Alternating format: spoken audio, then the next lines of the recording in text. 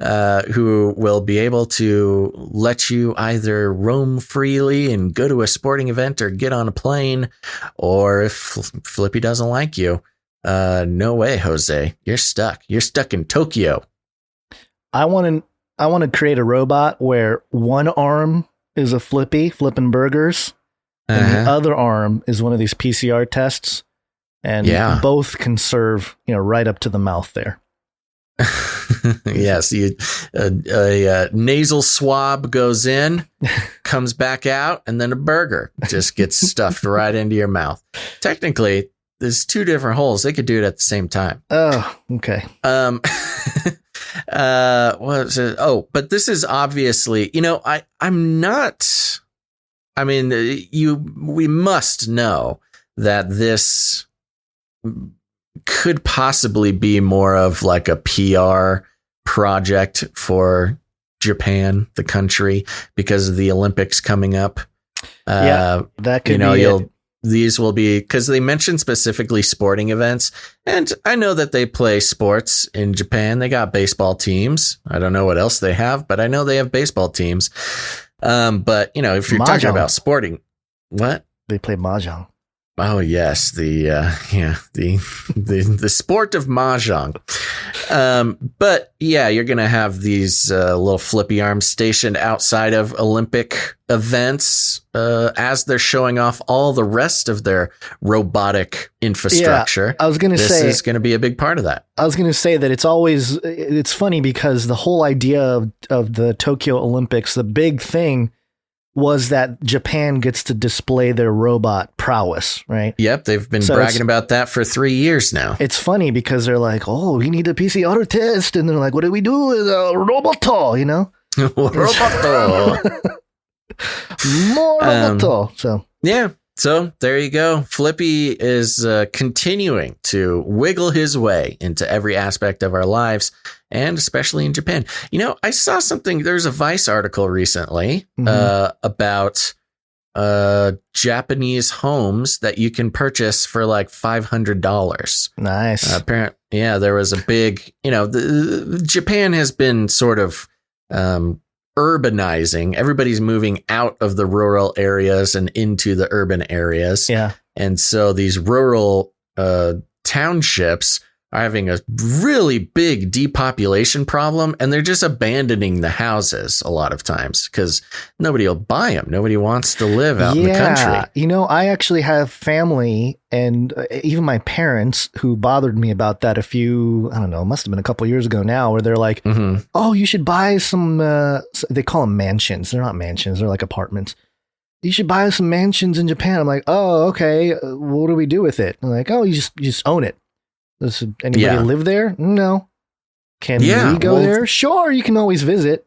It was like, okay, so I don't know if I just want to drop money I don't have on a place that I don't often go. Yeah. And, I don't know. Well, there you go. You can get and I was looking at some of them, the whole website, they have a whole website devoted to it for Nagano. Yeah. The town of Nagano. There's forget what they're called. What are they called? Akiyas? That sounds familiar, which just means, I think, abandoned house.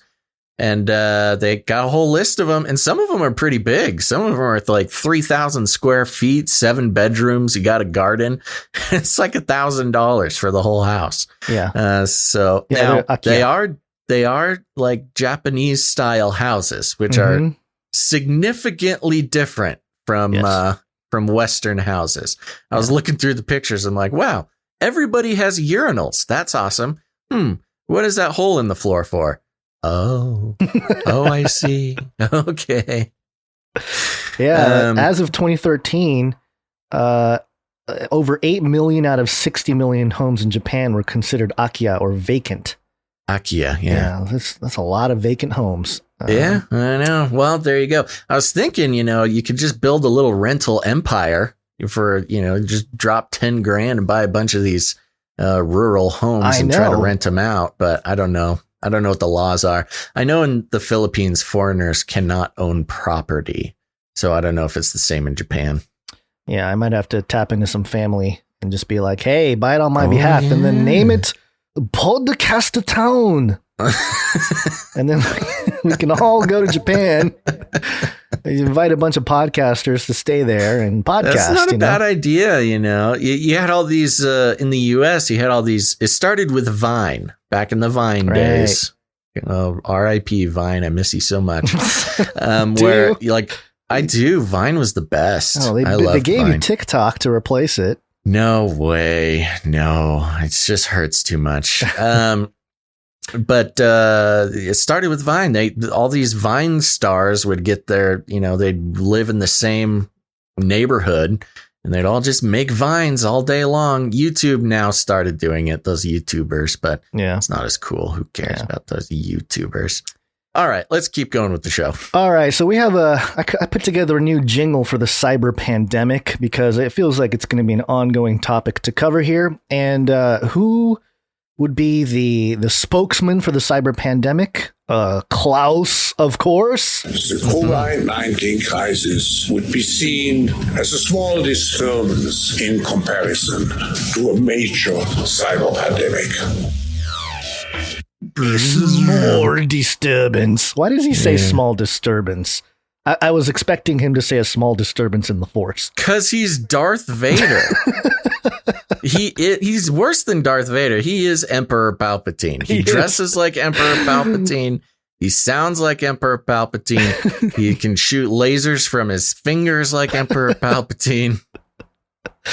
And he's kept alive by space age, life support systems on a distant planet. Thanks, Klaus. Yeah. All right. Well, this is ABC7 New York. And, last episode, we were talking about the different ways a cyber attack or a hack can affect the world and, different industries it can affect. What's next? Making predictions. Yeah. And you called it, sorta. Called it. Because you said, you specifically mentioned the BART station, which is the Berkeley train station. But you were kind of Bay Area. Regional transport. And this wasn't exactly BART, and this happened in April, so it wasn't exactly, right after we talked about it. But the news came out the same day. It's as if they were listening to you, and they're like, "Oh shoot, they're on to us. Better publish the stories." Yeah. This is the hackers breached several of MTA's computer systems in April.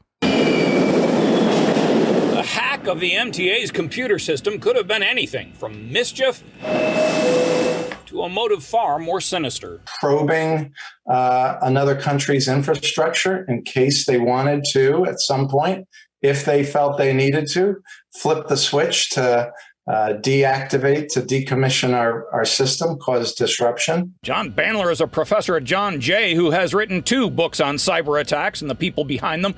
Recent attacks that shut down much of JBS meat processors and the Colonial Pipeline are just 2 recent examples. The SolarWinds attack that struck business and government online operations. Cyber criminals even hit American COVID researchers last year. Bandler says superpowers prepare for the next war, and the targets are all online. Turn out the lights, turn out the financial infrastructure, health, transportation, utilities like oil, electricity, and all of that. The MTA hack got very little. A spokesman said there is no evidence. Operational systems at the MTA were impacted. No employee or customer information was breached. No data loss and no changes to our vital systems. The MTA's security systems worked as designed, but it does point to a vulnerability in many systems that requires vigilance. If they're doing these attacks with impunity and without consequences, they're going to keep doing them. The MTA says it's unclear what the hackers wanted. It's unclear. It's unclear what the hackers wanted from ransomware. Yeah. It's not unclear. They want your Bitcoin, MTA. They want your Bitcoin. They want your data. Now, I will say, Gons, I did specifically say BART, but I more generally said transportation infrastructure. Yeah. So, we were talking about in the context, how could all these hacks serve the agendas that are mounting up, not just some sort of financial agenda, but also Biden's infrastructure agenda. And in connection with Biden's infrastructure agenda, we saw the gas pipeline hack. We saw the meat industry hacks. You've got food and utilities, and transportation was next. That is a big part of what's on the menu for Biden's infrastructure bill. Now, for those who don't know, MTA is Metropolitan Transportation Authority, which I believe, the nation's largest mass transit agency that daily carries millions of people in and around New York City. On top of that, we also had ransomware attack hits ferry service to Cape Cod, Nantucket, and Martha's Vineyard. So the boats have been hacked. Hacker boat. Yeah. I'm going to jump the gun and just say that ultimately what they want to hack is our DNA and own it and control it. You really are jumping the gun. It's because, ultimately what's going to happen is that, they're logically following the line here. They're going to say that human beings are part of the infrastructure, and there you go. Who owns it? Who owns the DNA? Who has the patent to it? All that stuff. Well, I think before we get there, we're going to see some. I'm still going to reiterate our past predictions. One will have some sort of hack that endangers the home buying process. That's next on the list. Yeah. But then, of course, water and sewer. Those three. We'll keep an eye out because they're going to happen soon. Yeah, water. So yeah, we on my list here it says clean water hack, sewer hack, and then stoplights, which is kind of the same thing as transportation stuff. Yeah, but on top of that, we also mentioned medical stuff, the medical hacks, hospital hacks, and here we got a report from news.yahoo.com about a very interesting medical company that has some other connections we'll get into. Yep. And let's play the clip here. It's been 2 days since Scripps Health made the jarring announcement that almost 150,000 patients may have had their personal information compromised in the cyber attack. But there were still very few answers Thursday about how much data was taken. It's not comfortable. Patient David Jacobson had been struggling for hold weeks on, to hold access on real quick. Pause. Hold on. It's not comfortable. And it shows a guy with a neck brace who's going to speak in a moment here. This guy's data was stolen or whatever. Come on, news. Like, he's in a full-on neck brace. Full-on neck brace.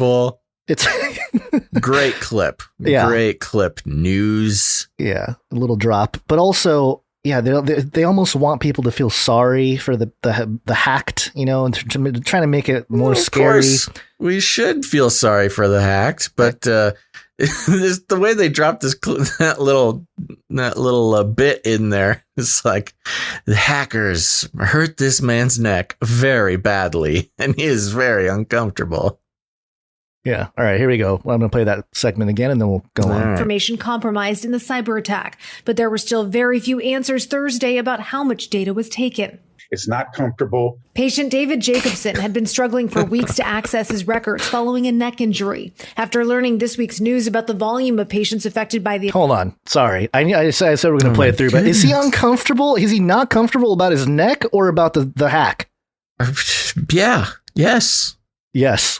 He's very uncomfortable. He's a very uncomfortable man, Gons. I know, but all right. So maybe it's both. Makes it worse. The hack was bad, but also because he has a messed up neck, it just makes everything double worse. You guessed it. The attack, he contacted the dedicated call center Thursday for an update. Thank you for calling the Scripps Health Incident Response Line. I gave them a call, wanted to check and see if I was going to get a letter or if, in fact, my Social Security number had been compromised. I was told that it had not been compromised as far as they knew as of yet. Tuesday, Scripps revealed that an unauthorized person hacked its network and got copies of documents before deploying ransomware, and that health information and personal financial information was acquired. For certain patients, this information includes one or more of their names, addresses, dates of birth, health insurance information, medical record numbers, patient account numbers, and or clinical information, such as physician name, dates of service, and or treatment information. For less than 2.5% of patients, social security numbers and driver's license numbers were also affected. And while Scripps said there's no indication that any data has been used to commit fraud, Jacobson knows he's not yet out of the woods. The hospital network reports that it still doesn't know what's inside some remaining documents that it believes were compromised by hackers, and it will likely take several months to figure that out. ABC 10 News requested an interview Thursday with a representative of the hospital to discuss the attack.